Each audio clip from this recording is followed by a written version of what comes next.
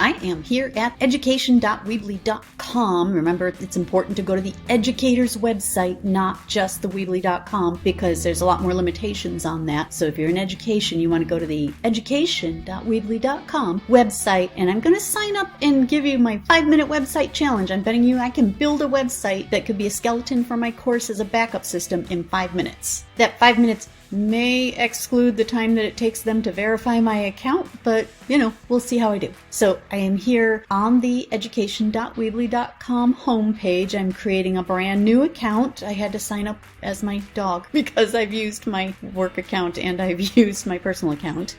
Okay, and that's it. I mean, it takes like 10 seconds to start an account. I'm going to skip this step, and right now I don't have any sites. I want to start building my site, so time starts now for my 5 minutes. Add a site. I'm going to pick a theme, and I'll just pick anything. It doesn't really matter what theme I pick because I can, as it says, choose something different later and change things up later. So let's just go with this because everybody loves a puppy. And there it is. Choose your website domain. So I am going to just choose the subdomain of Weebly because that is free. And Weebly lets you basically custom name your site.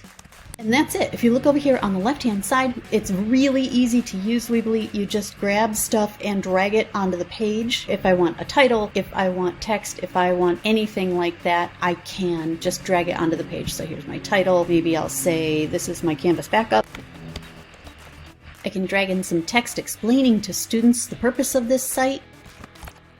And what I think is really cool in here is that if systems are down so that students can't communicate with you, you can actually add in some forms. And get this so that you can see the left-hand side. I'm going to take my picture-in-picture out of the way. In this first block, this basics block, you can see that there is a contact form. All I do is drag it onto the page.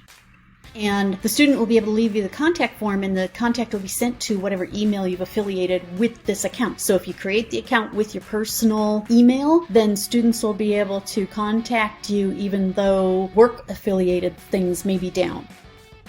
Okay. Another nice thing with the Weebly site is there's also an assignment form. So I could drop in, submit your assignment, and again, I could have dragged it below, but I'm going to put them side by side so I can use the space a little better. But you could just say assignment submission. Probably you would put in some text and a description above that.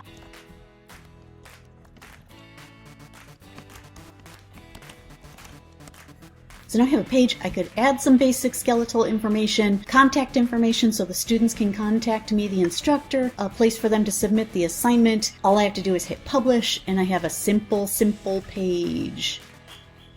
So then you've got a basic web page that you could use where students can get information, they can contact you, and they can submit assignments all in one page. It was really easy. Alternatively, maybe you would think about using a blog page, because then, much like with announcements for your course, you could keep adding to it and they can go back and see previous weeks. Plus, it has the ability to comment, so students could submit comments that way. So I jump back to Weebly. I'm going to go to Pages. I'm going to add a blog page, and I'll just call it.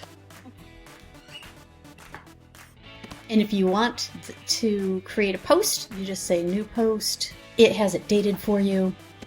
And then you treat it like any other web page. You can add all the same elements. Once you've posted, let me just drop anything in here.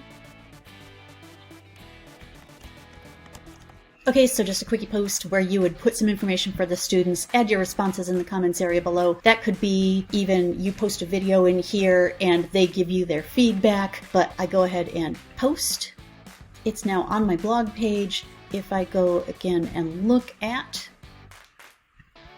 the website, I see now that I have Milo's blog. There's my entry. Students can add their comments and feedback here under the Leave a Reply. Notice it's name required, so you would know if your students had responded to it. Because it's public, you would need to think hard about how you want them to respond and how you want them to identify, and maybe they only use initials or something like that. But, you could use this as a workaround if you needed to for a short period of time. That's it. There's a lot more that you can do on the back end in terms of creating something for your course, but it is a website that's up and running that you could use in an emergency without too much extra work to keep your class going. Hopefully you'll try creating your website with Weebly. It can be useful for a lot of things in addition to this emergency backup. I have sent you guys information previous to saying, well, what about a course information website in terms of having a public information page before students register for your classes? You can use Weebly for student projects. It's great because they can submit the URL in Canvas and you can grade them with SpeedGrader. Here you see the page that I actually do have for my classes. Under my economicsrocks.weebly.com, you can go to basic course information for students so that they can find out more about the class before they register, or my backup in case of emergency. Can't log into Canvas, use this page until we get it straightened out. And I added my videos, notes outlined to go with the videos for them, and some review questions. Maybe I would have them submit the review questions here at the bottom. They can contact me if they want to, or I could just have a contact page where I've got some basic stuff that says, hey, for right now, contact me through this avenue. Or I could create, I haven't yet, but I could create a blog. Try it out. It's really easy. It's a good backup plan.